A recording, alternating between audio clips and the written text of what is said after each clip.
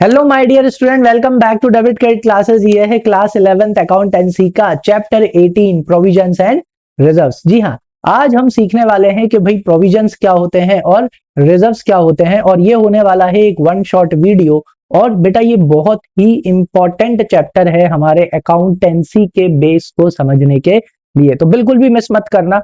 आज का जैसे ही आप ये पूरा लेक्चर देख लोगे तो आपको बहुत अच्छे से समझ में आ जाएगा कि प्रोविजंस क्या होते हैं और रिजर्व्स क्या होते हैं और इन्हें क्यों बनाया जाता है। चलो तो बिना कोई टाइम वेस्ट करे स्टार्ट करते हैं अपना आज का पार्ट। और सबसे पहला तो सवाल यही आता है कि सर ये प्रोविजंस होते क्या है ना, और बिजनेसेस में ये प्रोविजंस क्या होते हैं। देखो, प्रोविजन का मतलब ही होता है कि जो भविष्य में होने वाली स्थिति होती हैं उनके लिए पहले से प्रिपेयर कर लेना। समझ में आया? तो प्रोविजंस होते क्या है, बिजनेस में प्रोविजंस क्या होते हैं, सुनो।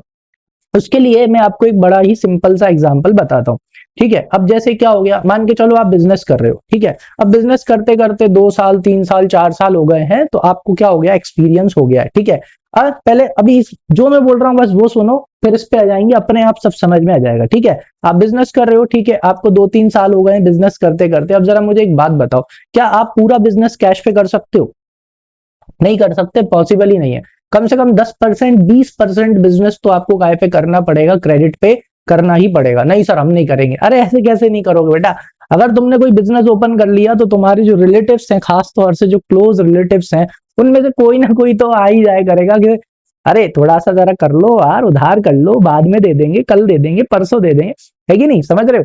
तो जो क्लोज रिलेटिव्स होते हैं या जो बहुत ही खास होते हैं, आपके खुद ही कुछ परम मित्र होंगे, जो हो सकता है कि आपसे कुछ सामान काय में ले जाए, उधारी में ले जाए। तो अब जरा समझना बेटा, अगर आप बिजनेस कर रहे हो तो बिजनेस पूरा कैश में नहीं किया जा सकता, थोड़ा बहुत बिजनेस काय में करना पड़ेगा, क्रेडिट में, उधारी में। उसके वजह से कौन जन्म लेते हैं, उसके वजह से आते हैं डेटर्स। कौन आते हैं भाई? डेटर्स आते हैं। कौन आते हैं? डेटर्स आते हैं। जैसे मान के चलो कि आपका जो बिजनेस है, आपके बिजनेस का टर्नओवर है बढ़िया 1 करोड़ रुपए। कितना है? 1 करोड़ रुपीस के आपके बिजनेस का क्या है बेटा, टर्नओवर है। ठीक है, अब इस 1 करोड़ के बिजनेस का जो टर्नओवर है, इसमें कम से कम 5%, मान लो आप कम से कम क्रेडिट सेल करते हो। ठीक है, तो आप 5% क्या करते हो, क्रेडिट सेल करते हो। 5% क्रेडिट सेल भी किस वजह से हो गया, समझ गए ना, वो तुम्हारे खास रिश्तेदार और वो सब। तो वो कितना आएगा, लगभग लगभग आई थिंक 5 लाख रुपीज आएगा। कितना आएगा? 5 लाख रुपए के आसपास आएगा। 5 लाख रुपए की आप क्या कर देते हो, क्रेडिट सेल कर देते हो। अब over the period of time जरा मुझे एक बात बताओ, क्या तुम्हें सब लोग पैसे दे देंगे? लग रहा है तुम्हें?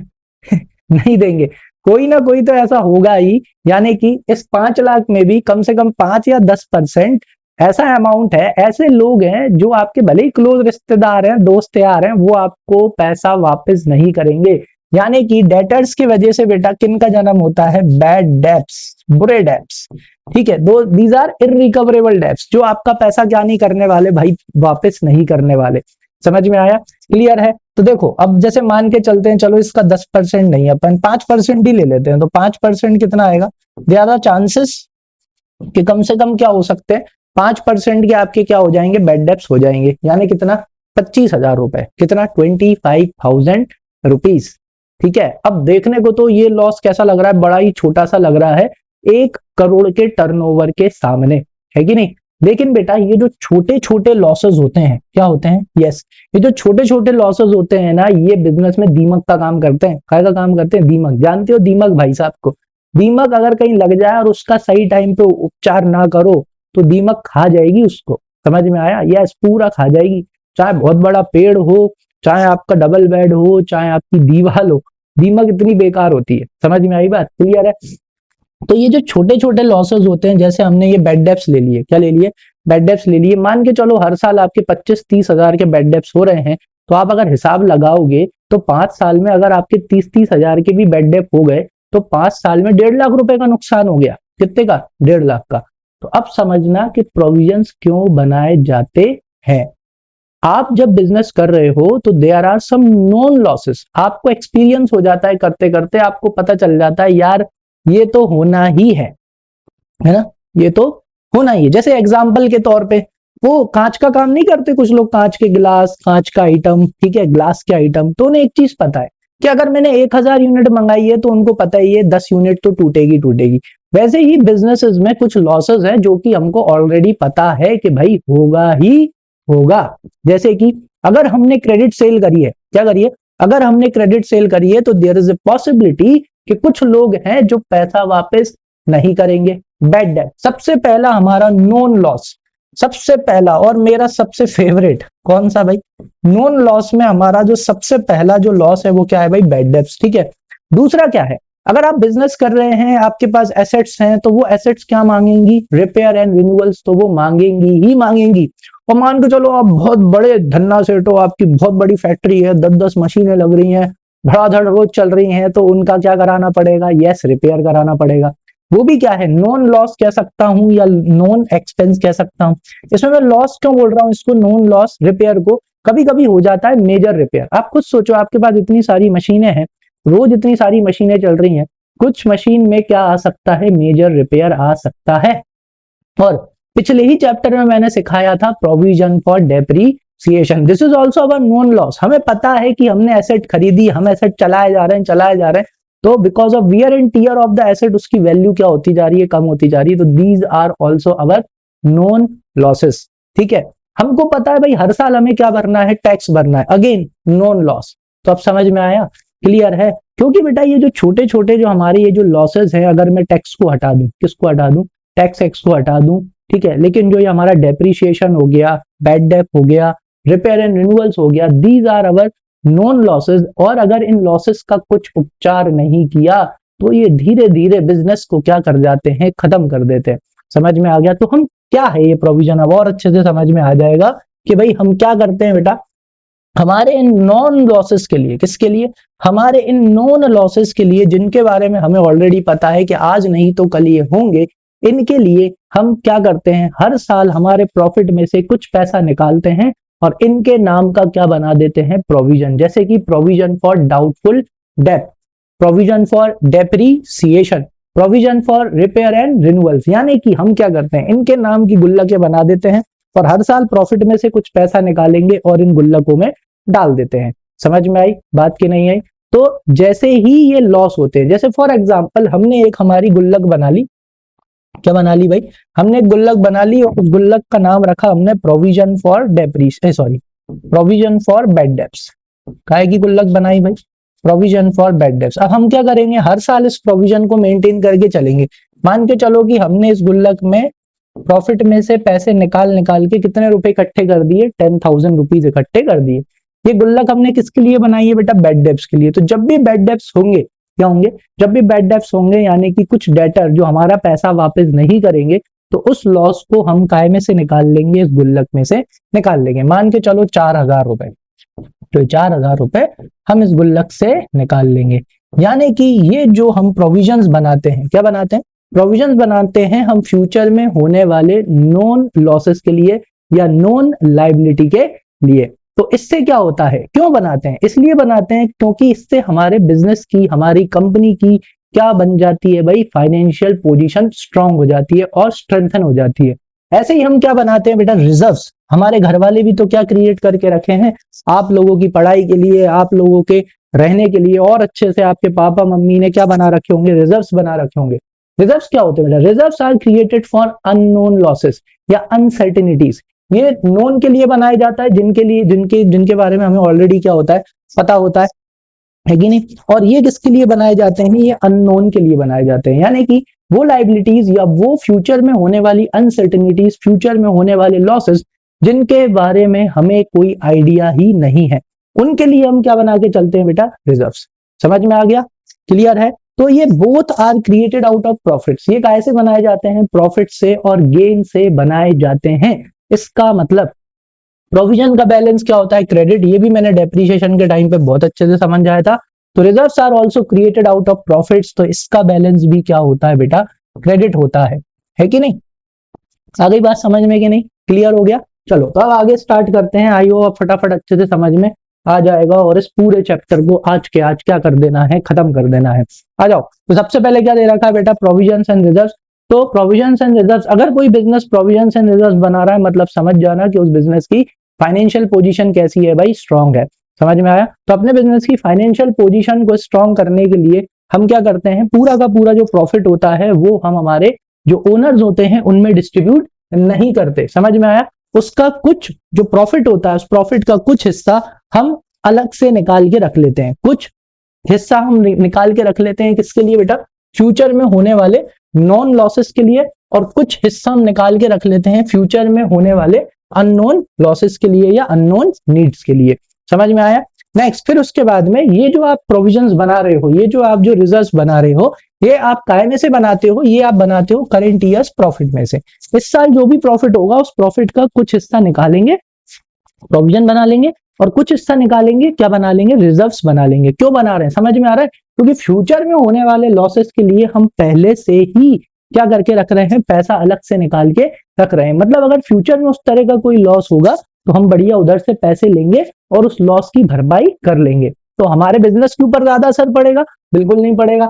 आगे, वाइल प्रिपेयरिंग फाइनल अकाउंट, जब हम फाइनल अकाउंट्स बना रहे होते हैं तब तो दोनों के दोनों टर्म्स बिल्कुल अलग अलग हैं, ठीक है, और हमने इन्हें अच्छे से डिफाइन भी कर लिया। आ जाओ प्रोविजंस की बात करते हैं। तो provision as per companies act, भाई कंपनीज एक्ट के तहत प्रोविजन क्या होता है?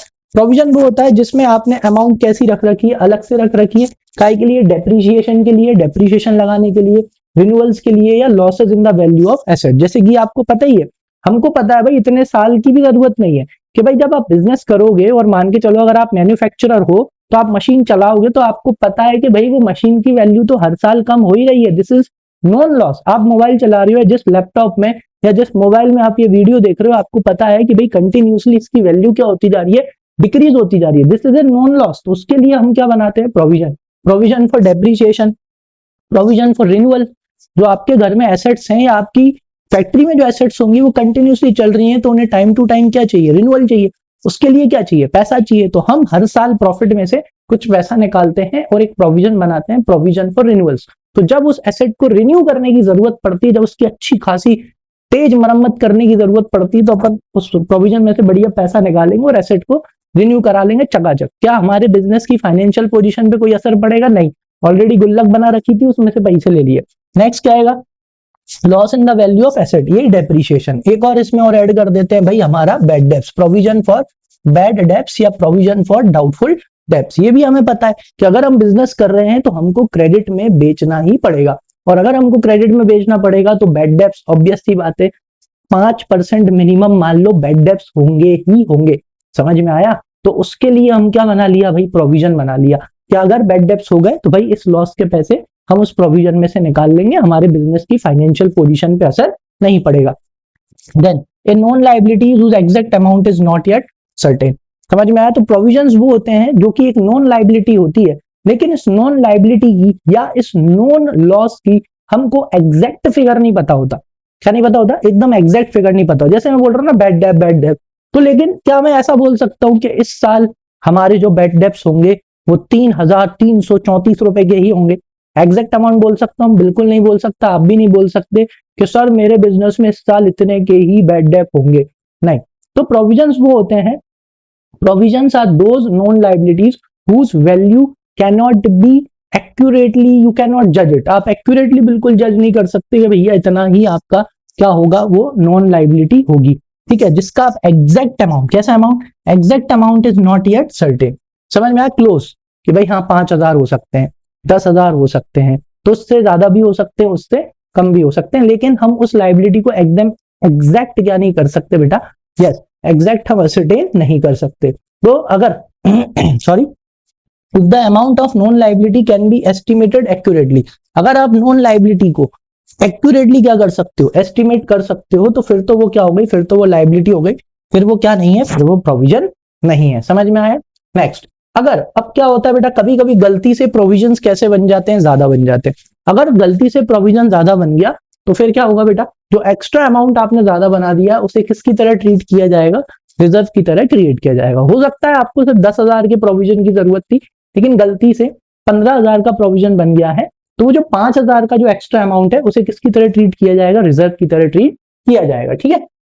ये रहे एग्जाम्पल किसके, प्रोविजन के। हम बनाते हैं प्रोविजन किसके लिए, डेप्रीशिएशन के लिए, क्योंकि हमको पता है it's a non loss, asset चलेगी तो उसकी वैल्यू कम होगी, उसके लिए बनाते हैं। प्रोविजन फॉर टैक्सेशन, हम और काय के लिए प्रोविजन बनाते हैं भाई, टैक्स के लिए। क्यों? क्योंकि हमें पता है कि इस साल का टैक्स, क्या बेटा आप हमेशा ध्यान रखना, इस साल का टैक्स कब भरा जाता है, नेक्स्ट ईयर भरा जाता है। यानी अभी चल रहा है 25-26, तो 25-26 इस ईयर का टैक्स कौन से ईयर में भरा जाएगा, 26-27 7 में भरा जाता है। तो इसी साल हम इसका भी क्या बनाते हैं भाई, प्रोविजन बनाते हैं, क्योंकि टैक्स भी हमारा क्या है, नॉन लाइबिलिटी है, इट्स अवर नॉन एक्सपेंस।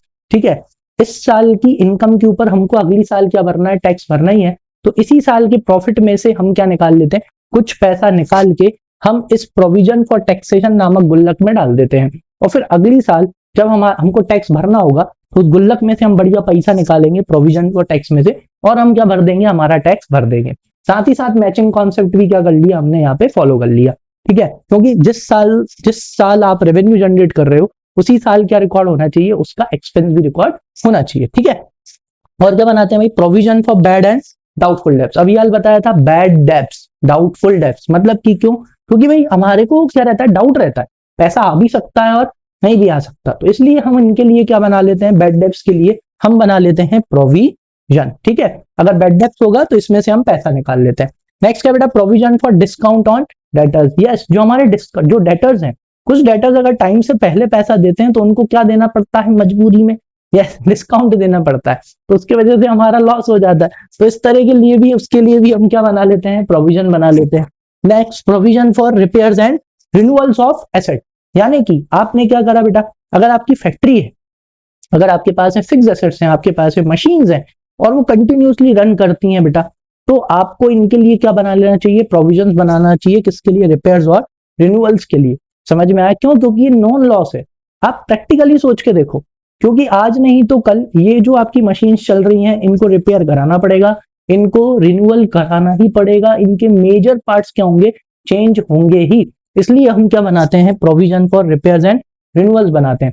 अब एक ऐसे 10 साल चलेगी, ठीक है, हमें पता है कि over the period of time इसके ऊपर 1 लाख रुपए का खर्चा हो जाएगा 10 साल के अंदर अंदर।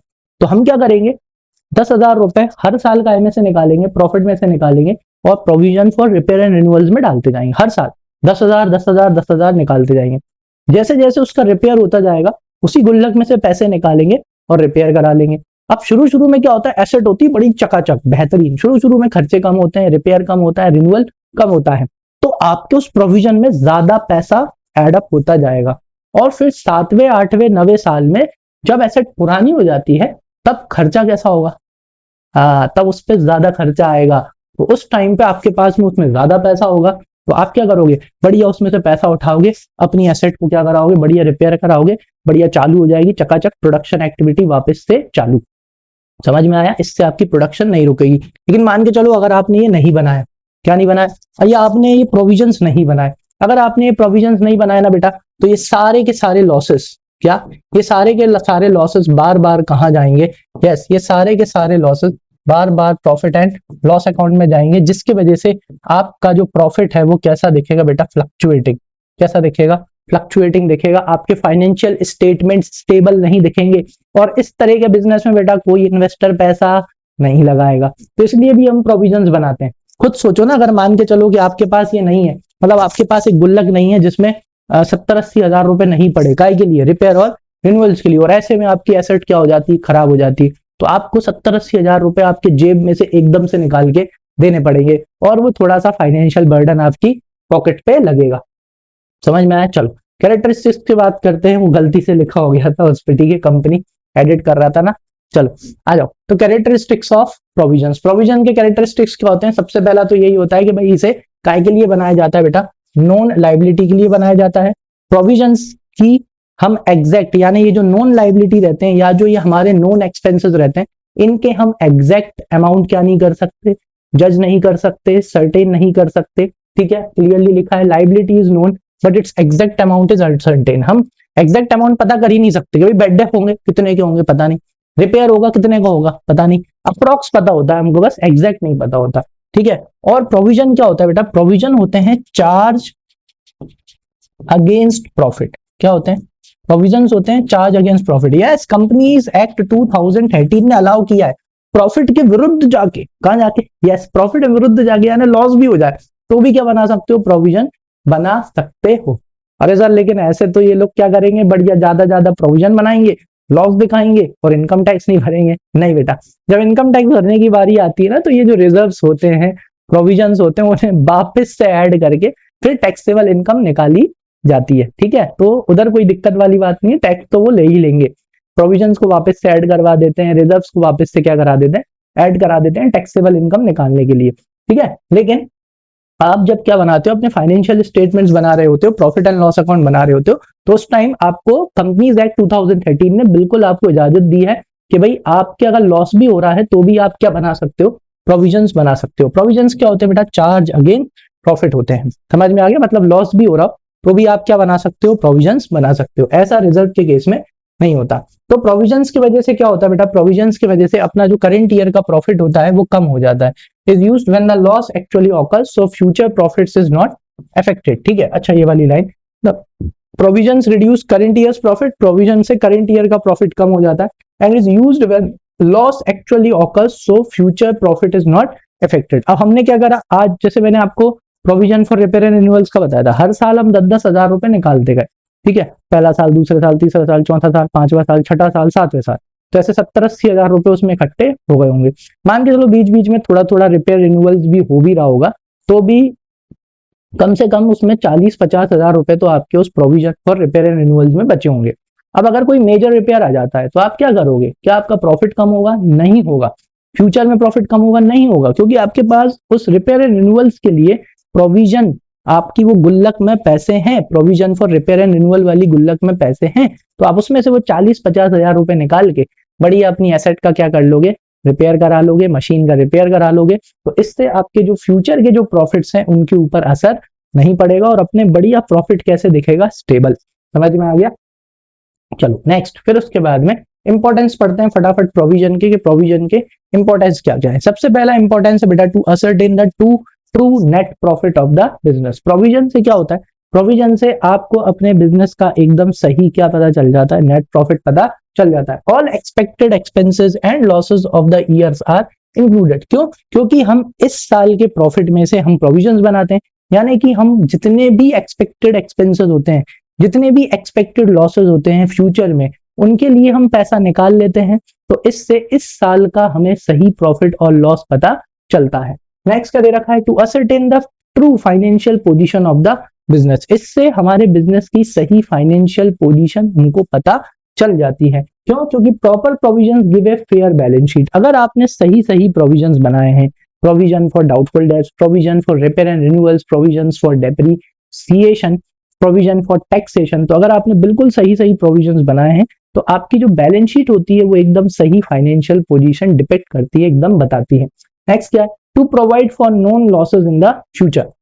प्रोविजंस जो फ्यूचर में होने वाले लॉसेस रहते हैं उनके लिए हमें क्या अवेलेबल करा देती है बेटा, फंड्स अवेलेबल करा देती है। Provisions helps cover likely losses like tax, repairs और लीगल डैमेजेस। यस, अगर मान के चलो कि अपने ऊपर कोई सूट हो गया है, कोई केस चल रहा है, किसी ने केस फाइल कर दिया है, तो उसके लिए भी हम क्या बना सकते हैं, प्रोविजंस बना सकते हैं। तो उससे क्या होगा, फ्यूचर में अगर हम हारते हैं तो हमारे पास उस प्रोविजन में पैसा होगा, उसमें से हम उस पैसे को निकालेंगे और हम हमारे डैमेजेस को क्या कर देंगे, भर देंगे। मतलब हमारे बिजनेस की फाइनेंशियल पोजीशन पे असर नहीं पड़ता, क्योंकि to provide for known losses in the future. क्योंकि है ना, प्रोविजन का काम ही क्या है, प्रोविजन का काम ही है कि भाई फ्यूचर में होने वाले लॉसेस के लिए हमको फंड्स प्रोवाइड करना, लेकिन उसके लिए बनाना पड़ेंगे, ठीक है, तो उसको हर साल बनाते चलना। नेक्स्ट क्या है, for the equitable distribution of the expenses. Provision बनाने से होता क्या है, over the period of time जो भी आपके एक्सपेंसेस होते हैं ना वो इक्वली डिस्ट्रीब्यूट हो जाते हैं। क्या हो जाते हैं? इसलिए मैं बार बार आपको वो वाला एग्जांपल दे रहा हूँ। कौन सा वाला? रिपेयर एंड रिन्यूअल्स वाला। अब हुआ क्या बेटा, आपने पहले साल 10,000 रुपए अलग निकाले, दूसरे साल 10,000 अलग निकाले, फिर तीसरे साल 10,000 अलग निकाले। काहे के लिए? रिपेयर एंड रिन्यूअल्स के लिए। आपको भी पता है, आपके भी घर में नई नई गाड़ियां आई होंगी, शुरू शुरू में कोई इतना खर्चा नहीं होता, सिर्फ सर्विस होती है, ठीक है। 3-4 साल आप 10-10 हजार रुपए निकालोगे, उसमें से कम 1-2 हजार 3 हजार ऐसे करके मान लो छोटी मोटी सर्विसिंग का पैसा ही खर्च होगा। ज्यादा पैसा कब लगता है? ज्यादा पैसा लगता है जब 7-8-9 साल हो जाते हैं, तो उतने पीरियड ऑफ टाइम में आपके पास आराम से 70-80 हजार रुपए उस प्रोविजन में क्या हो गए, इकट्ठे हो गए, ठीक है। अब अगर कोई मेजर रिपेयर हो रहा है, क्या हो रहा है, अब अगर कोई मेजर रिपेयर हो रहा है 30-40-50 हजार का, तो अब आप उस गुल्लक को खोलोगे, उसमें से 30-40 हजार रुपए निकालोगे और अपनी एसेट्स का रिपेयर करा लोगे और रिन्यूअल करा लोगे। अब इससे फायदा क्या हुआ? इससे फायदा ये हुआ कि over the period of time आप हर साल 10-10 हजार रुपए निकालते जा रहे थे, है ना, और निकाल के उस गुल्लक में डालते जा रहे थे। तो इससे क्या हुआ, इससे ये हुआ for the equitable distribution of expenses. Expense कैसे हो गए, एक्सपेंस इन 8-10 साल में अपने आप वो एक्सपेंस इक्वली डिस्ट्रीब्यूट हो गया। जैसे कि big expenses like repairs are spread evenly over years to avoid burdening 1 years profit. तो अगर आपने ये प्रोविजन बनाया है, provision for repair and renewal बनाया है, तो वो एक साल में, मतलब वो एक ही साल में वो बर्डन नहीं आएगा। अगर आपने रिपेयर एंड रिन्यूअल बनाया तो ऑटोमेटिकली वो 4-5-6 साल में वो एक्सपेंस इक्विटेबल डिस्ट्रीब्यूट हो जाएगा। तो मतलब एक साल के प्रॉफिट के ऊपर बर्डन नहीं पड़ा। आया समझ में? चलो अब बात करते हैं किसकी, रिजर्व्स की। रिजर्व्स क्या होते हैं बेटा, रिजर्व्स बनाए जाते हैं अननोन लॉसेस के लिए, यानी कि अनसर्टेन लॉसेस के लिए जो भी हम पैसा अलग से साइड में रखते हैं उसे बोलते हैं रिजर्व। लेकिन रिजर्व्स और प्रोविजन में उल्टा चलता है। जैसे कि वो नॉन लाइबिलिटी के लिए है या नॉन लॉसेस के लिए जिनके बारे में पहले से पता होता है। रिजर्व्स अननोन लॉसेस के लिए है, अननोन लाइबिलिटी के लिए है जिसके बारे में हमें पहले से नहीं पता। प्रॉफिट्स हो चाहे ना हो, हम क्या बना सकते हैं, प्रोविजन बना सकते हैं, कंपनीज एक्ट अलाउ करता है। लेकिन आप रिजर्व्स नहीं बना सकते। अगर आपका प्रॉफिट नहीं है तो आप रिजर्व्स नहीं बना सकते। क्यों? क्योंकि reserves are created out of divisible profits. Reserves कैसे बनाए जाते हैं, डिविजिबल प्रॉफिट से बनाए जाते हैं। इसलिए रिजर्व्स को और क्या बोला जाता है, रिटेन्ड अर्निंग्स। क्या बोला जाता है, रिटेन्ड अर्निंग्स भी इसको बोला जाता है। ठीक है, उसके पीछे का रीजन क्या है, क्योंकि भाई जितना भी प्रॉफिट होता है पूरा का पूरा प्रॉफिट्स हमारी कंपनी के शेयर होल्डर्स या ओनर्स में डिस्ट्रीब्यूट नहीं किया जाता। समझ में आया? तो रिजर्व्स क्या होते हैं बेटा, reserves are the amount kept aside from profits और surplus to meet the future uncertainties और अननोन लॉसेस। तो रिजर्व्स बनाए जाते हैं अननोन लॉसेस के लिए। And reserves are also created out of profits and gains, but they are created out of undistributed profits और we can say divisible profit. जो divisible profit होता है यानी कि सब कुछ सारे खर्चे माइनस करने के बाद जो प्रॉफिट हमारे कंपनी के ओनर्स का होता है या शेयर होल्डर्स का होता है, उनके प्रॉफिट में से कुछ पैसा हम अलग से निकाल के क्या बनाते हैं, रिजर्व्स बनाते हैं। ठीक है ना? They are not meant for any specific liability. ये किसी स्पेसिफिक लाइबिलिटी के लिए नहीं बनाए जाते। ठीक है, as per William Pickles, reserves are profit set aside without being linked to any known liability of the balance sheet date. यानी जिस दिन आप बैलेंस शीट बना रहे हो उस दिन आप रिजर्व्स बनाते हैं, लेकिन रिजर्व्स कभी भी किसी स्पेसिफिक लाइबिलिटी के लिए नहीं बनाए जाते। आगे आ जाओ। तो एग्जांपल जो है रिजर्व के, एक है जर्नल रिजर्व। कौन सा रिजर्व? जर्नल। जर्नल यानी सामान्य, पता है ना, ट्रेन में जर्नल का डिब्बा होता है। तो ये एक ऐसा रिजर्व है, आप बस टिकट लेके चढ़ जाओ तो आप जनरल में तो आप चढ़ ही सकते हो, है ना। अगर आपके पास में first AC, second AC, third AC या जनरल का टिकट है तो आप कौन से डब्बे में चढ़ सकते हो, जनरल में तो आप चढ़ ही सकते हो। तो वैसे ही ये जनरल रिजर्व, अगर किसी भी तरह का लॉस हो जाए, कौन है भाई, हाजिर जनरल रिजर्व। किस में से पैसा निकाल लो, जनरल रिजर्व में से पैसा निकाल लो और उस लॉस को, समझ में आया? ठीक है। एक होता है भाई कैपिटल रिजर्व, ठीक है। एक होता है dividend equalisation reserve, investment fluctuation reserve, workman compensation fund, debenture redemption reserve. ठीक है, इन सभी रिजर्व्स के ये होते हैं रिजर्व्स। ठीक है, फंड रिजर्व एक ही बात होती है। अभी हम इनको भी पढ़ेंगे फटाफट आगे। चलो आगे चलते हैं, रिजर्व समझ में आ गए होंगे। चलो की पॉइंट्स क्या है रिजर्व्स के, हमेशा याद में रखना है बेटा कि रिजर्व्स क्या है, ना तो कोई एक्सपेंस है ना तो कोई लॉस है। So it is not charge to profit and loss account, इसलिए ये प्रॉफिट एंड लॉस अकाउंट में चार्ज नहीं होता। ये कौन से अकाउंट में चार्ज होता है, ये चार्ज होता है profit and loss appropriation account में। अगले साल बनाना सीखेंगे, हाँ नेक्स्ट ईयर बनाना सीखना है हमको, ये क्या, profit and loss appropriation account में। इसलिए इसे एप्रोप्रिएशन ऑफ प्रॉफिट बोलते हैं। एप्रोप्रिएशन ऑफ प्रॉफिट का मतलब है रिजर्व तभी ही क्रिएट करोगे जब प्रॉफिट होगा। मतलब सर कि अगर प्रॉफिट नहीं है मतलब रिजर्व नहीं बनेगा, करेक्ट। अगर प्रॉफिट नहीं है तो रिजर्व बिल्कुल भी नहीं बनेगा। आई बात समझ में, क्लियर है? चलो आगे वाला पॉइंट देखो। नेक्स्ट पॉइंट क्या दे रखा है यहाँ पे, creating a reserve does not reduce net profit. भाई आप जब रिजर्व बनाते हो तो इससे आपका नेट प्रॉफिट कम नहीं होता, only the profit available for distribution. जो प्रॉफिट डिस्ट्रीब्यूशन के लिए अवेलेबल है सिर्फ वो ही प्रॉफिट कम होता है। इसलिए मैंने आपको बोला था कि भाई जो रिजर्व्स बनाए जाते हैं वो डिविजिबल प्रॉफिट में से बनाए जाते हैं, यानी वो प्रॉफिट जो शेयर होल्डर्स या ओनर्स में डिवाइड करना है। नेक्स्ट क्या दे रखा है, it is appropriation of profit. ये एप्रोप्रिएशन ऑफ प्रॉफिट होता है, इसलिए ये कहाँ आता है, ये profit and loss appropriation account में आता है, जो कि हम कब सीखेंगे, नेक्स्ट क्लास में सीखने वाले हैं। ठीक है, चलो नेक्स्ट अब क्या डिस्कस करेंगे भाई, कैरेक्टरिस्टिक्स ऑफ रिजर्व्स। बस जो हमने अभी सीखा है बस उन्हीं को कहा है मैं, तोड़ के पॉइंट में लिख दो बस। जैसे कि सबसे पहला क्या दे रखा है, reserves are created from net और डिविजिबल प्रॉफिट। रिजर्व्स कैसे बनाए जाते हैं बेटा, डिविजिबल प्रॉफिट से बनाए जाते हैं, यानी सब कुछ माइनस करने के बाद जो प्रॉफिट शेयर होल्डर्स के लिए बचता है या ओनर्स के लिए बचता है, उसमें से कुछ पैसा हम निकाल के क्या बना लेते हैं, रिजर्व्स बना लेते हैं। इसलिए इन्हें क्या बोला जाता है, रिटेन्ड अर्निंग्स। रिटेन का मतलब होता है रोक के रख लेना। हम क्या है, कंपनी, हम कौन है, बिजनेस है, तो हमने कुछ प्रॉफिट रोक के रख लिया। पूरा प्रॉफिट पार्टनर्स में या पूरा प्रॉफिट ओनर्स में नहीं बांटा जाता, नहीं तो बिजनेस आगे कैसे बढ़ेगा भाई। समझ में आया, जैसे रिटेन अर्निंग्स बोलते हैं। क्या होता है, they are not legally required, legally इनकी जरूरत नहीं है, लेकिन आप वॉलेंटरली क्या कर सकते हो, यानी कि खुद की सहमति से, खुद की मर्जी से आप क्या बना सकते हो, रिजर्व्स बना सकते हो, ताकि आप अपने बिजनेस की, आप अपनी कंपनी की फाइनेंशियल पोजीशन क्या कर सको, स्ट्रॉन्ग कर सको। खुद सोचो ना, जिसके पास अच्छे खासे रिजर्व्स होंगे, उस बिजनेस की, उस कंपनी की फाइनेंशियल पोजीशन स्ट्रॉन्ग होगी या उसकी जिसके पास में नहीं होंगे।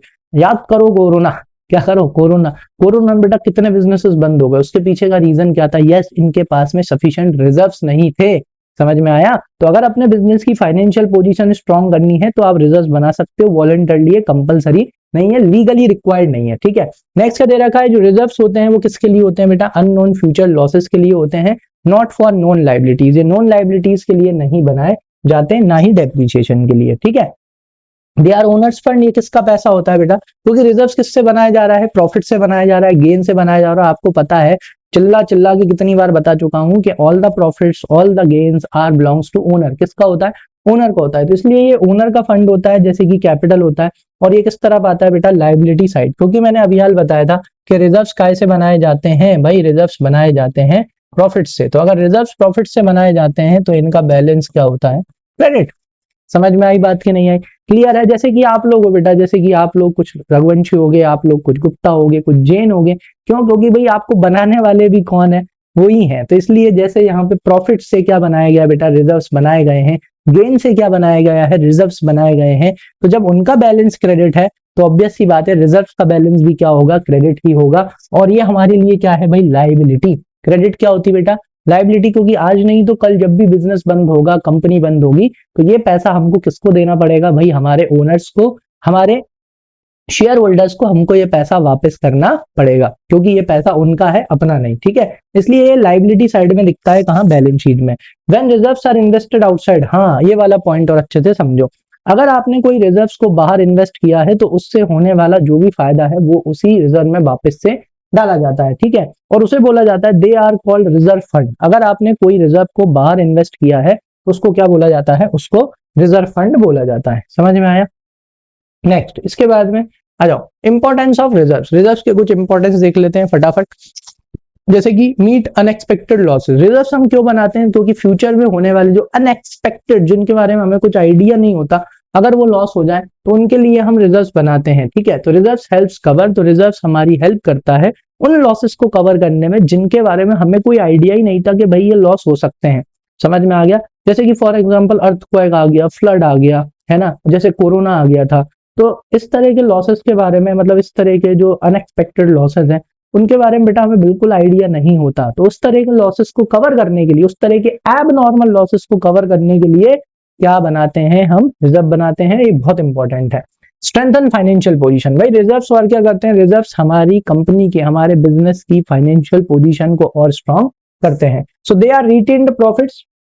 ये क्या है बेटा, रिटेन्ड प्रॉफिट्स हैं, जो प्रॉफिट हमने रोक के लिए रख लिए हैं, used for growth and internal financing. जिसका इस्तेमाल हम काय के लिए करते हैं, ग्रोथ के लिए करते हैं, इंटरनेशनल फाइनेंसिंग के, सॉरी इंटरनल फाइनेंसिंग के लिए करते हैं। इसे बोलते हैं प्लगिंग बैक ऑफ प्रॉफिट। यानी कि हम क्या करते हैं, हम हमारे ही कंपनी का जो प्रॉफिट आता है उसी प्रॉफिट को वापस से हमारी कंपनी में क्या करते हैं, लगाते हैं, ठीक है। और उसी से ही हम वापस से क्या कमाते हैं, प्रॉफिट कमाते हैं, जिसे बोलते हैं प्लगिंग बैक ऑफ प्रॉफिट। जैसे कि फॉर एग्जांपल, जैसे कि धान उगाई जाती है या गेहूं उगाए जाते हैं, तो उन्हीं में से कुछ बचा लिया जाता है और वापस से उन्हीं को काय पे लगाया जाता है, जमीन पे लगाया जाता है और वापस से फसल उग जाती है। तो वैसे ही यहाँ पे हम हमारा प्रॉफिट क्या करते हैं, पूरा प्रॉफिट पार्टनर्स में नहीं बांटते, ओनर्स में नहीं बांटते, शेयर होल्डर्स में नहीं बांटते, कुछ हम वापस रख लेते हैं ताकि इससे हमारे बिजनेस में ग्रोथ हो और हम इंटरनल फाइनेंसिंग कर सके, हम खुद ही हमारे बिजनेस को पैसा दे सकें, ठीक है। नेक्स्ट क्या है, मेंटेन स्टेबल डिविडेंड्स। इससे क्या होता है बेटा,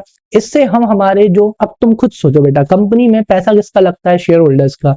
बिजनेस में पैसा किसका लगता है भाई, ओनर्स का। ओनर पैसा क्यों लगा रहा है? क्योंकि उसको क्या चाहिए? यस, उसे डिविडेंड चाहिए, टाइम टू टाइम उसको डिविडेंड चाहिए, यानी प्रॉफिट में हिस्सा चाहिए। क्या चाहिए?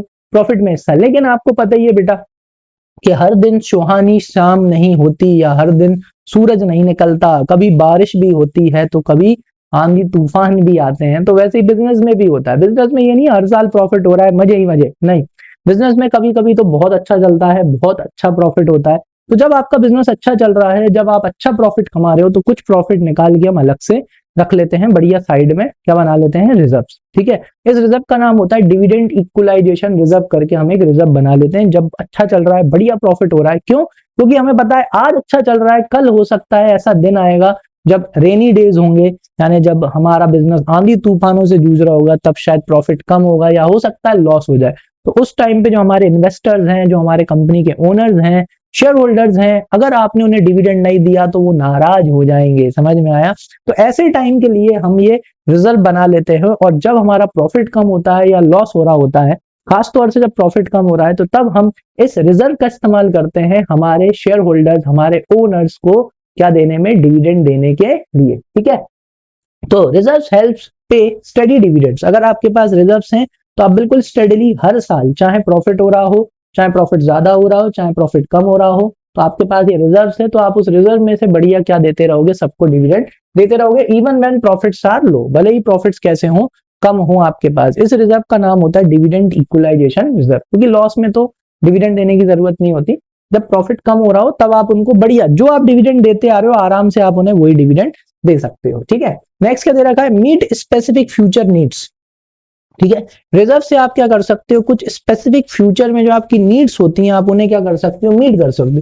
सम reserves are created for specific purpose. Some reserves काय के लिए बनाए जाते हैं? कुछ स्पेसिफिक पर्पस के लिए बनाए जाते हैं, जैसे कि डिबेंचर रिडम्पशन रिजर्व।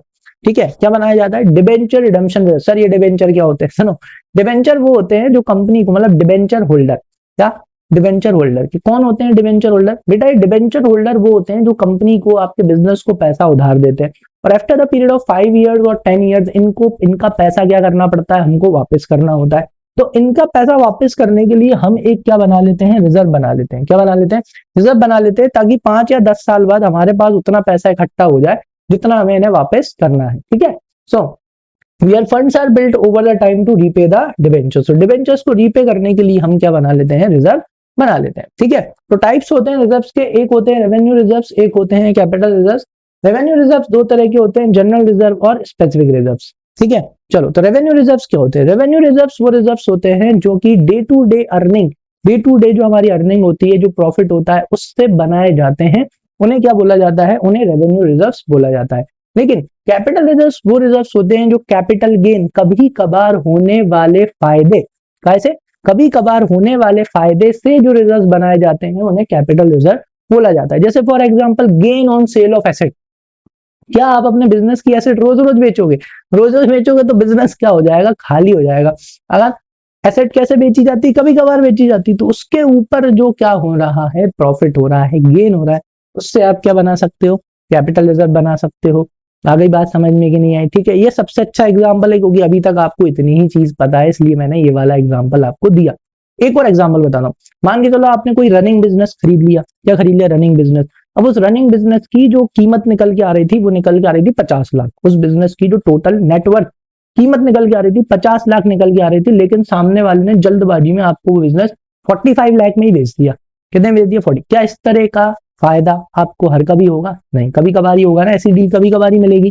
तो आपको 5 लाख का फायदा हुआ कि नहीं? आपको 50 लाख का बिजनेस कितने में मिल गया? सिर्फ 45 लाख में मिल गया, सिर्फ 45 लाख में मिल गया।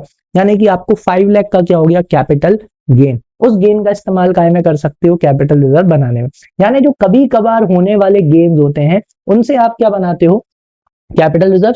और रेवेन्यू रिजर्व किससे बनाते हो? जो आपकी डे टू डे एक्टिविटीज में जो आपका प्रॉफिट होता है, जो आपका ऑपरेटिंग प्रॉफिट होता है, नेट प्रॉफिट होता है, उससे आप क्या बना सकते हो? Revenue reserve. क्लियर है? चलो आ जाओ। तो रेवेन्यू रिजर्व दो तरह के होते हैं, जनरल रिजर्व, सामान्य रिजर्व।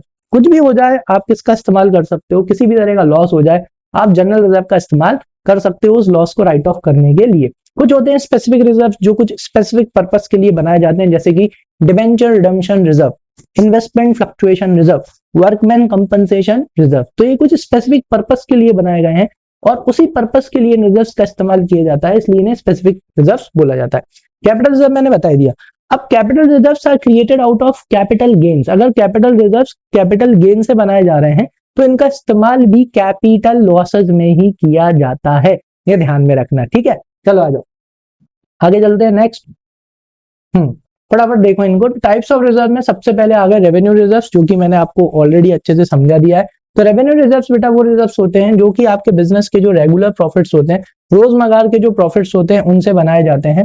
ठीक है, ये क्या होते हैं बेटा, अनडिस्ट्रीब्यूटेड अर्निंग्स होती हैं और इनका इस्तेमाल हम काय में कर सकते हैं, डिविडेंड्स को पे करने में कर सकते हैं। यानी जो हमारे कंपनी के ओनर्स हैं, शेयर होल्डर्स हैं, उनको अगर प्रॉफिट में हिस्सा देना है तो आप रेवेन्यू रिजर्व से दे सकते हो, यानी जनरल रिजर्व से आप क्या बांट सकते हो, यस डिविडेंड आप दे सकते हो। क्यों? क्योंकि वो क्या है, ये एक इनकी अनडिस्ट्रीब्यूटेड अर्निंग से ही तो बनाया गया है, तो ये किनका है, उन्हीं का है, तो उन्हीं को आप क्या कर सकते हो, डिस्ट्रीब्यूट कर सकते हो। लेकिन कैपिटल रिजर्व में, कैपिटल रिजर्व का इस्तेमाल क्या डिविडेंड बांटने में किया जा सकता है? वैसे तो नहीं किया जा सकता। आप तभी ही कैपिटल रिजर्व का इस्तेमाल डिविडेंड बांटने में कर सकते हो अगर जो भी फायदा हुआ है वो यस काय में रियलाइज हो गया हो, कैश में।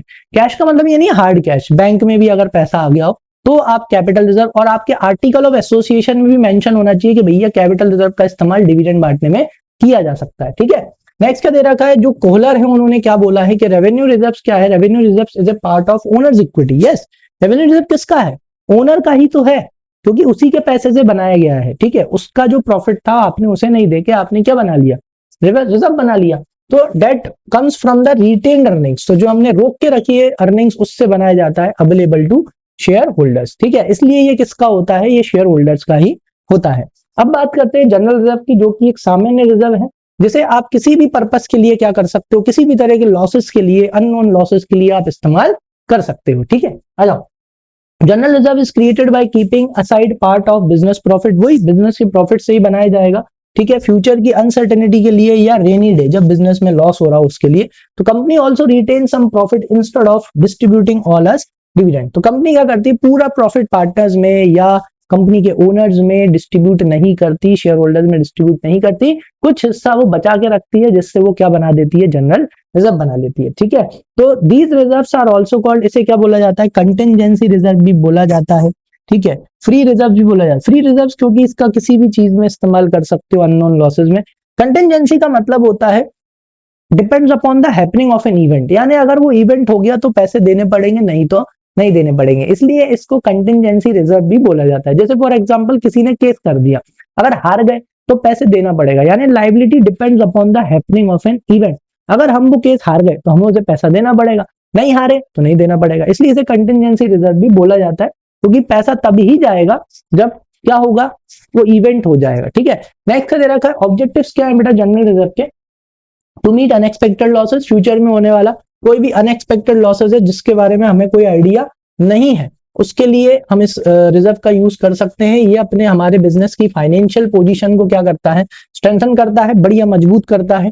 नेक्स्ट पॉइंट क्या दे रखा है यहाँ पे कि ये हमारे बिजनेस को क्या करता है, fund fund business expansion from internal source, यानी कि अगर हमें हमारे बिजनेस को एक्सपेंड कर रहा है और अगर हमारे पास में जनरल रिजर्व है तो हम बाहर से पैसा क्यों मांगे भाई, हमारे खुद के पास में पैसा है। तो हमें अगर हमको हमारे बिजनेस को एक्सपेंड करना है, यानी हमारे एक आउटलेट है, हम सोच रहे हैं एक और आउटलेट बना दें, है ना, रिटेल आउटलेट बना दें, अच्छा बड़ा सा शोरूम, और हमारे पास ऑलरेडी खुद के पास जनरल रिजर्व में पैसा है, तो हम हमारे बिजनेस को एक्सपेंड करने के लिए इंटरनल फाइनेंस, हमने खुद से ही हमने हमारे बिजनेस को क्या कर लिया, फाइनेंस कर लिया इंटरनल सोर्स से, हमको पैसा किसी से लेने की जरूरत नहीं पड़ेगी, इसलिए अपनी मदद कर देता है।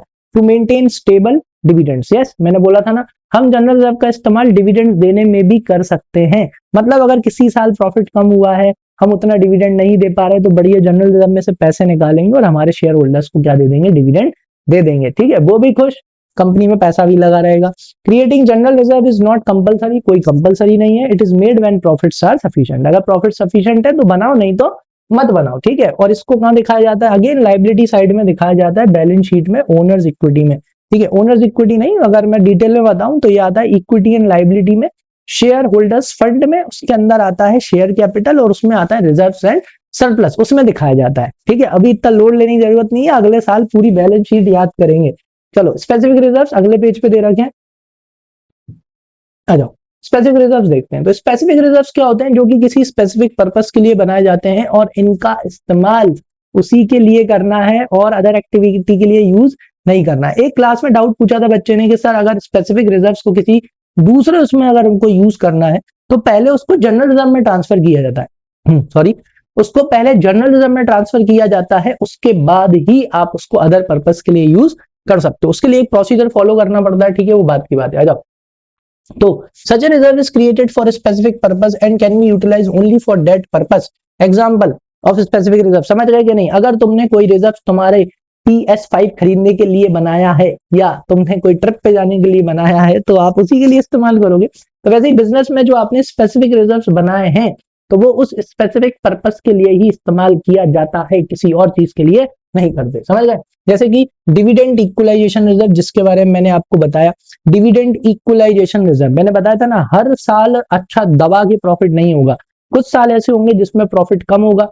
अब शेयर होल्डर्स को तो क्या देना है? डिविडेंड देना है। तो हम एक डिविडेंड इक्वलाइजेशन रिजर्व बना लेते हैं। जिस साल प्रॉफिट कम होता है तो हम बढ़िया रिजर्व में से पैसा निकालते हैं और हम हमारे शेयर होल्डर्स को, हमारे ओनर्स को हम क्या करते हैं? ये डिविडेंड दे देते हैं, जिससे क्या रहते हैं ना, वो खुश रहते हैं। अदरवाइज उनको अगर टाइम पे डिविडेंड नहीं दोगे ना, उनको टाइम पे अगर प्रॉफिट में हिस्सा नहीं दोगे तो वो बिजनेस में से, अपनी कंपनी में से पैसा निकालेंगे और कहीं और लगा देंगे, समझ गए? इसलिए तो डिविडेंड इक्वलाइजेशन रिजर्व क्यों क्रिएट करा जाता है? ताकि हम स्टडी, यानी कि हर साल जो जिस रेट से डिविडेंड दे रहे हैं, जिस रेट से हम प्रॉफिट में हिस्सा दे रहे हैं, हर साल उतना ही दे सकें, ठीक है। और extra profits from good years are saved, यानी जो हमारा अच्छा साल चल रहा है, जिस दिन दबा मतलब खूब प्रॉफिट हो रहा है, उसमें से हम कुछ प्रॉफिट बचा लेते हैं ताकि जब हमारे प्रॉफिट्स लो हो तो हम उनको इस डिविडेंड इक्वलाइजेशन रिजर्व से क्या कर सकें? पे कर सकें। आगे समझ में क्लियर है? चलो नेक्स्ट देखो, सेकंड वाला क्या दे रखा है बेटा? Reserves for replacement of asset. Clear लिखा है, reserves for replacement of asset. हम किन के लिए रिजर्व बना लेते हैं? हमारी एसेट को रिप्लेस करने के लिए, क्योंकि हमको पता है कि after the period of time 10 years 15 years इस एसेट को तो क्या करना पड़ेगा? रिप्लेस करना ही पड़ेगा। तो हम रिजर्व बना लेते हैं, क्या बना लेते हैं? फंड क्रिएट कर लेते हैं ताकि हम हमारी एसेट को क्या कर सकें? रिप्लेस कर सकें at the end of its useful life. जैसे कि आपको बताइए, depreciation covers only the original cost. Depreciation सिर्फ क्या कवर करता है? ओरिजिनल कॉस्ट कवर करता है। जैसे मान के चलो 10 लाख की एसेट है, हर साल 1 लाख का डेप्रिसिएशन लग रहा है, तो 10 साल में 1 लाख रुपए, लेकिन वो सिर्फ क्या कवर करेगा? Original cost. लेकिन क्या 10 साल बाद वो एसेट 10 लाख की ही आएगी?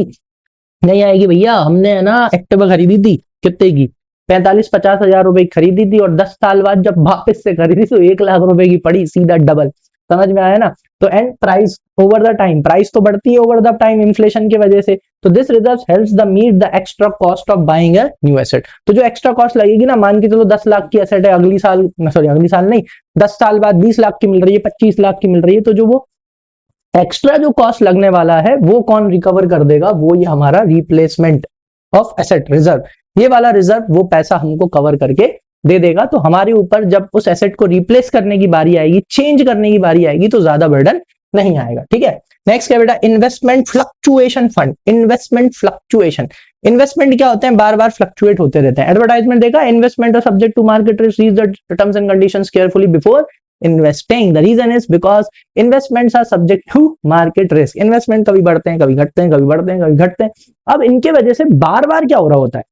बढ़ते हैं तब तो ठीक है, लेकिन जब घटते हैं तो क्या होता है? यस, लॉस हो रहा होता है। अब वो लॉसेस की वजह से क्या होगा? बार बार आपका प्रॉफिट एंड लॉस अकाउंट कैसा दिखेगा? फ्लक्चुएटिंग दिखेगा, सही नहीं दिखेगा।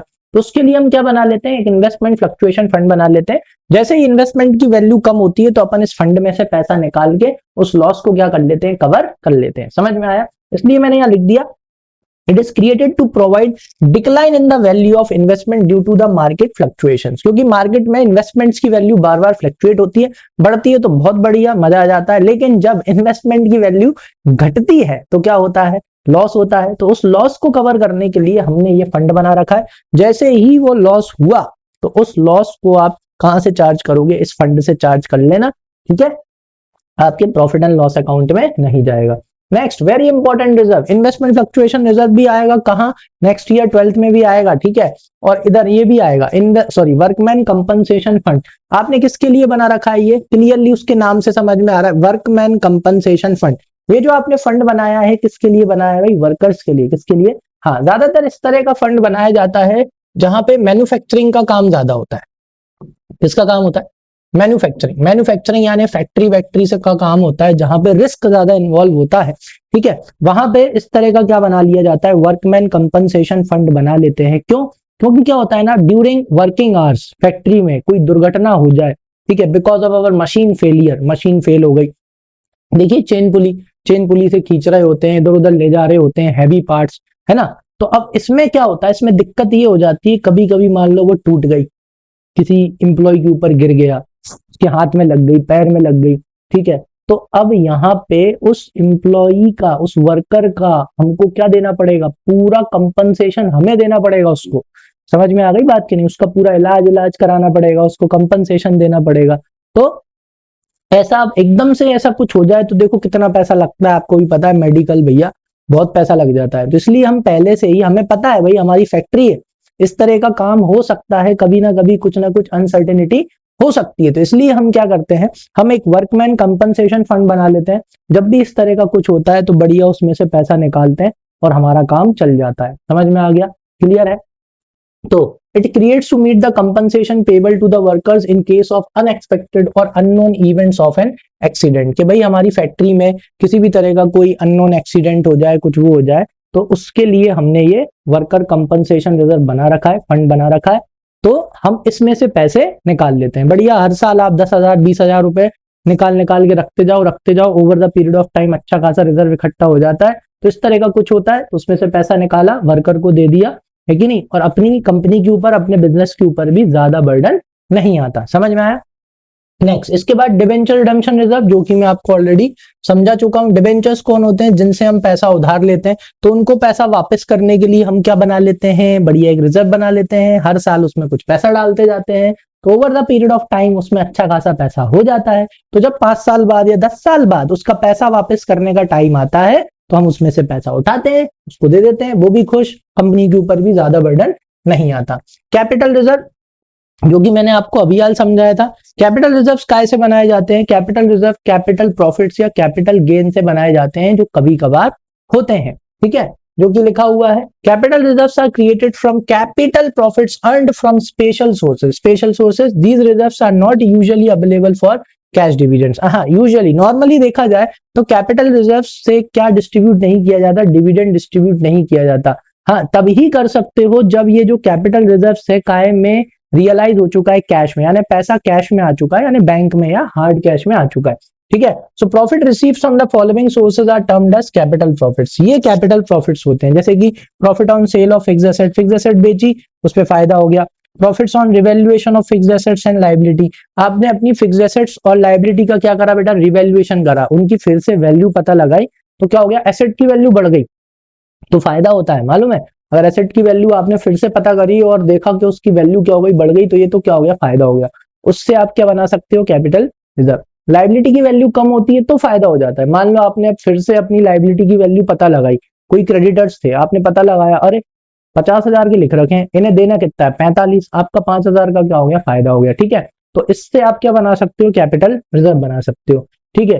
Premium received on issue of shares और डिबेंचर्स, जब आप अपने शेयर्स और डिबेंचर्स बेचते हो पैसा पाने के लिए, जब तो होता है ना, हमको पैसा चाहिए होता है, तो पैसे के लिए हम क्या करते हैं, हम हमारे शेयर्स बेचते हैं, डिबेंचर्स बेचते हैं। तो जैसे मान के चलो हमारा शेयर 10 रुपए का है, लेकिन हम कितने में बेच रहे हैं, 12 रुपए में बेच रहे हैं। एक शेयर हमारा 10 का है, लेकिन हम कितने में बेच रहे हैं, 12 में, 2 रुपए एक्स्ट्रा मांग रहे हैं, तो वो हमारा क्या है, प्रीमियम। और इस प्रीमियम का इस्तेमाल भी हम किस में कर सकते हैं, कैपिटल रिजर्व बनाने में।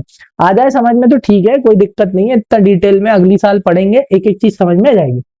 Profits on the purchase of running business, अभी यार समझाया था ना, अगर आपने कोई एक रनिंग बिजनेस खरीद लिया, वो 50 लाख का बिजनेस आपको 45 लाख में मिल गया, तो 5 लाख का आपका क्या हो गया, कैपिटल गेन हो गया, क्या बना सकते हो, कैपिटल रिजर्व बना सकते हो। Profit prior to the incorporation of the company, आपकी कंपनी इनकॉर्पोरेशन मतलब सर्टिफिकेट ऑफ इनकॉर्पोरेशन और सर्टिफिकेट ऑफ कमेंसमेंट, उससे पहले आपकी कंपनी ने जितना भी प्रॉफिट कमाया है, उस प्रॉफिट से आप क्या बना सकते हो, कैपिटल रिजर्व बना सकते हो, ठीक है।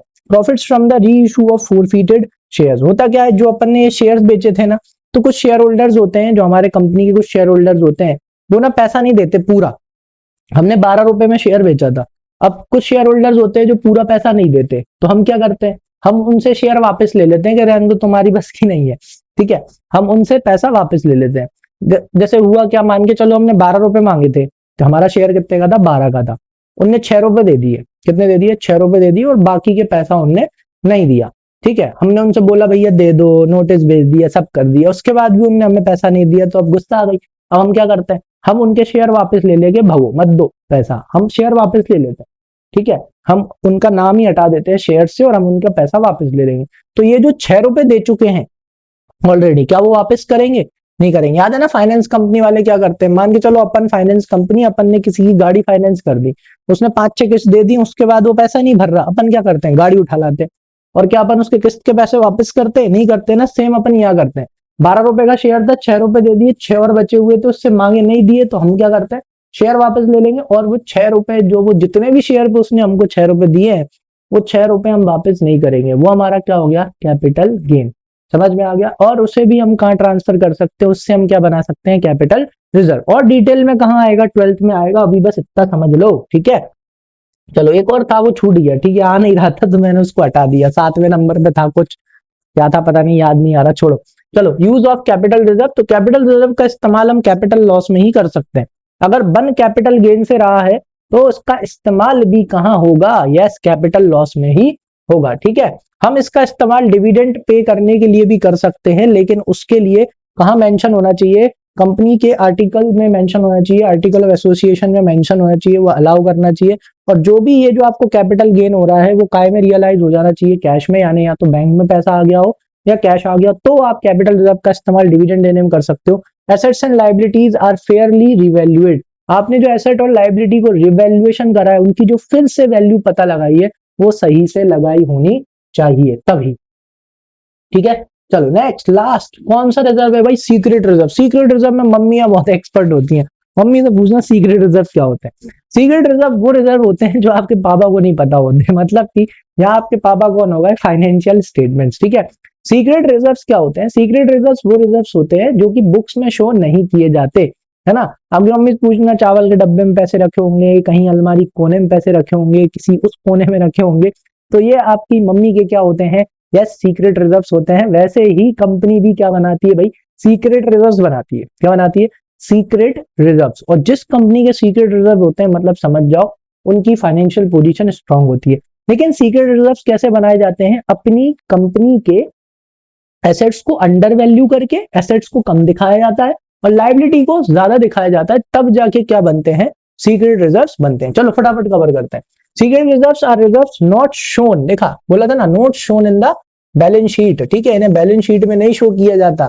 ठीक है, they are created by understating the profit. Profits को कम दिखाया जाता है, एसेट्स को कम दिखाया जाता है, और लाइबिलिटीज को ज्यादा दिखाया जाता है।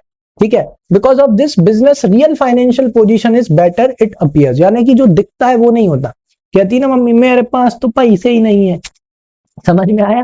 तो यहाँ पे जो हमारे फाइनेंशियल स्टेटमेंट, यानी कंपनी का जो फाइनेंशियल स्टेटमेंट जो दिखा रहा होता है, उससे अच्छी उसकी फाइनेंशियल कंडीशन होती है। एक तरह से देखा जाए तो हमने हमारी कंपनी की, हमने हमारे बिजनेस की फाइनेंशियल पोजीशन अंडर वैल्यू करके रख रखी है, कम दिखा रखी है। ठीक है, कैसे बनाया जा सकता है? आप ज्यादा डेप्रिसिएशन लगा के बना सकते हो सीक्रेट रिजर्व्स। ठीक है, ट्रीटिंग कैपिटल एक्सपेंसेस और रेवेन्यू एक्सपेंस। कैपिटल एक्सपेंसेस को कैसे ट्रीट किया जा सकता है? रेवेन्यू एक्सपेंस, लेकिन this is error of principle. ठीक है, treating revenue income as capital income. Revenue income को किसकी तरह ट्रीट करते हैं ये लोग? कैपिटल इनकम की तरह। Under valuing the asset, asset की वैल्यू कम दिखाते हैं। ठीक है, जैसे कि क्लोजिंग स्टॉक हो गया। Showing asset as contingent asset, आपकी एक्चुअल एसेट है लेकिन उसे दिखा कैसी रहे? कंटिंजेंट एसेट, यानी कि जब ये हो जाएगा ना तो ये हमारी एसेट बनेगी, अभी ये हमारी एसेट नहीं है, ऐसे शो करते हैं। Showing contingent liability as actual liability. Contingent liability यानी लाइबिलिटी है नहीं, अगर आप केस हार गए तो आपको पैसा देना है, लेकिन शो कैसे करेंगे? शो ऐसा करेंगे कि भाई ये तो हमारी लाइबिलिटी है, हमको पैसे देना है, मतलब देना ही है। मतलब कंटिंजेंट लाइबिलिटी को असली लाइबिलिटी की तरह क्या करना? शो करना। ठीक है, सरप्रेसिंग सेल्स, सेल्स कैसी दिखाना? कम दिखाना। ठीक है, creating excess provision for doubtful debts और कंटिंजेंसीज। कंटिंजेंसीज और डाउटफुल डेब्ट्स के लिए रिजर्व प्रोविजन कैसे बनाना? ज्यादा बनाना। अब यहाँ पे क्या सर इनकम टैक्स में इन्हें फायदा मिलेगा? नहीं, बिल्कुल नहीं मिलेगा भाई। समझ में आ गया? इनकम टैक्स, टैक्सेबल इनकम निकालने का तरीका अलग ही होता है। चलो, तो ये वाला चैप्टर हो गया भाई खत्म। आई होप अच्छे से समझ में आ गया होगा। कोई भी डाउट हो तो क्या करना, बढ़िया कमेंट सेक्शन में मेंशन कर देना। और एक और चीज भाई, चैनल बना लिया है, मतलब ये वाला चैनल नहीं, टेलीग्राम पे मैंने एक चैनल बनाया है, ठीक है। वो चैनल बनाया है मैंने नोट्स शेयर करने के लिए, लेटेस्ट वीडियोस की लिंक शेयर करने के लिए, इंपॉर्टेंट नोटिफिकेशंस के लिए। उसकी जो लिंक है आपको चैनल के डिस्क्रिप्शन में भी मिल जाएगी अब, और आपको इस वीडियो के डिस्क्रिप्शन में भी मिल जाएगी। तो अगर आपको ये नोट्स चाहिए, बहुत ही सिंपल लैंग्वेज में बना है, आप देख ही रहे हो, तो आप क्या कर सकते हो, उस लिंक से आप टेलीग्राम चैनल को क्या कर लो, ज्वाइन कर लो। अभी 1-2 दिन बाद मैं नोट्स ये डालूंगा, पहले देखते हैं मेंबर्स ऐड हो जाएं, फिर उसके बाद में उस पे ये क्या करूंगा, मैं नोट्स शेयर करूंगा, ठीक है। तो और शेयर भी कर देना अपने दोस्तों के साथ कि भाई एक चैनल है, इसे ज्वाइन करो, वीडियोस देखो, सीखो, अकाउंट सीखो, खुद भी सीखो, अपने और भी जो फ्रेंड्स हैं उन्हें भी सिखाओ, ठीक है। तो टेलीग्राम चैनल ज्वाइन करना मत भूलना, ठीक है। उसमें अभी अकाउंट्स के लेक्चर चल रहे हैं, तो अकाउंट्स, और बहुत जल्द वापस से इकोनॉमिक्स के वन शॉट आएंगे। फटाफट में आपको एक एक चैप्टर एक एक बार में पूरा डिटेल में अच्छे से समझाऊंगा, तो उसके नोट्स भी मैं डायरेक्टली कहाँ डालूंगा, टेलीग्राम के हमारे उस चैनल पे डालूंगा, ठीक है। चलो, तो अब मिलते हैं अपने नेक्स्ट चैप्टर के साथ में, जो कि है कैपिटल और expenditure, capital expenditure, revenue expenditure, capital receipts, revenue receipts. और उसके बाद हम जस्ट बाद ही फटाफट स्टार्ट करेंगे फाइनेंशियल स्टेटमेंट्स, और सिलेबस करेंगे खत्म, ठीक है। चलो, तो हम मिलते हैं अपनी नेक्स्ट क्लास में, तब तक के लिए thank you and keep learning. Telegram channel join करना मत भूलना।